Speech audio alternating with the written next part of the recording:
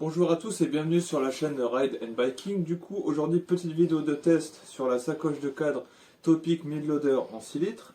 Du coup, je vais vous faire une petite vidéo de présentation sur cette sacoche, savoir comment elle se présente, quelles sont ses caractéristiques, et ensuite, en deuxième partie, nous verrons mon review et mes avis sur cette sacoche. Du coup, elle se présente, elle est disponible en 3 tailles. Il y a une taille 3 litres, 4 litres et demi et 6 litres, donc le modèle qui est présent. Elle est fabriquée dans une toile de nylon qui est assez résistante et qui est étanche pour l'avoir testée sous des conditions climatiques avec des fortes pluies. Pour l'attacher sur le vélo, nous disposons du coup de trois sangles velcro, donc une au milieu, une au niveau du cadre arrière et une au niveau du guidon. Et ensuite deux autres sangles qui sont situées à l'arrière de la sacoche pour la stabiliser sur le milieu du cadre. Donc sur le modèle 6 litres, ça nous fait sur l'ensemble 5 sangles pour la fixer sur le vélo. Une fois que la sacoche est fixée, nous avons une fermeture de chaque côté. Celle-ci est protégée également par un autre morceau de tissu qui permet de protéger la fermeture de la pluie par exemple. Du coup, pour savoir comment elle s'agence sur le vélo, du coup, je vais la monter rapidement devant vous. Donc là, vous avez des sangles velcro qui sont assez larges pour s'adapter à tout type de cadre. Donc sur le mien, j'ai besoin de faire un peu de marche pour pouvoir la fixer correctement et éviter tout type de jeu qui serait présent dû à mon cadre. Et ensuite là, elle se fixe sur cette partie-là, à l'aide des sangles que j'ai montrées tout à l'heure.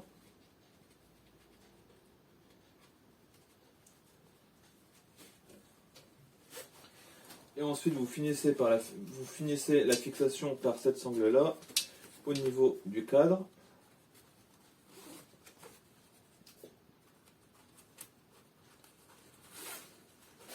A savoir que cette sacoche, elle existe en deux types. Elle existe en ce coloris, donc vert, mais elle existe également en noir, avec des fixations qui sont différentes, puisque ce sont des fixations velcro qui sont plus larges, qui prennent une plus grande largeur sur le cadre. Donc en ce qui concerne les tarifs, le plus petit modèle est à environ 35 €. Et quant à ce modèle-là, donc le modèle le plus grand est disponible à partir de 55 €.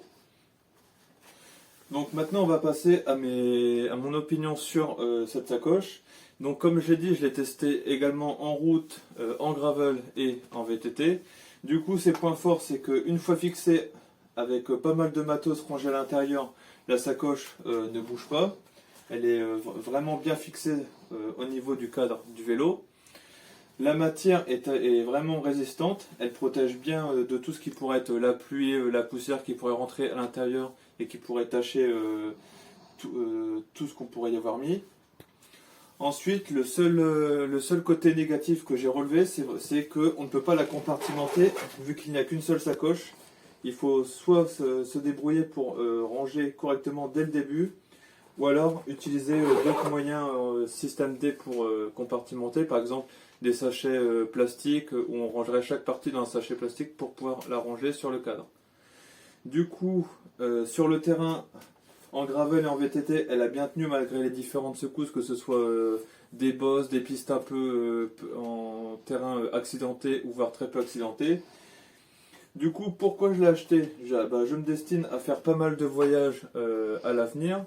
Donc là, pour l'instant, j'ai un voyage qui est prévu cet été d'environ 650 à 700 km. Du coup, il me fallait une sacoche de cadre pour transporter quelques affaires de camping, mon matériel de réparation vélo, également d'autres matériaux que je mettrai à la suite dedans. J'avais regardé d'autres marques, mais j'avais plusieurs réticences au niveau déjà de la taille pour pouvoir garder mes porte-bidons qui vont être fixés ici. D'autres réticences sur le type de matériau et sur le fait que les pochettes soient étanches ou non. Et sur l'ensemble de la sacoche, et vu le prix qu'elle coûte, c'était vraiment le meilleur rapport qualité-prix. Du coup, voilà pour les points négatifs. Du coup, j'espère que ça vous a donné un bref aperçu de la sacoche de cadre Topic en 6 litres. Pour l'instant, je ne sais pas encore sur quel type de matériel va porter la prochaine vidéo. J'espère que ça vous a plu et qu'on se retrouvera assez vite. Pour information, c'est le début du lancement de la chaîne, du coup c'est ma première vidéo, j'espère que ça vous aura plu malgré mes quelques hésitations, et on se retrouve très vite.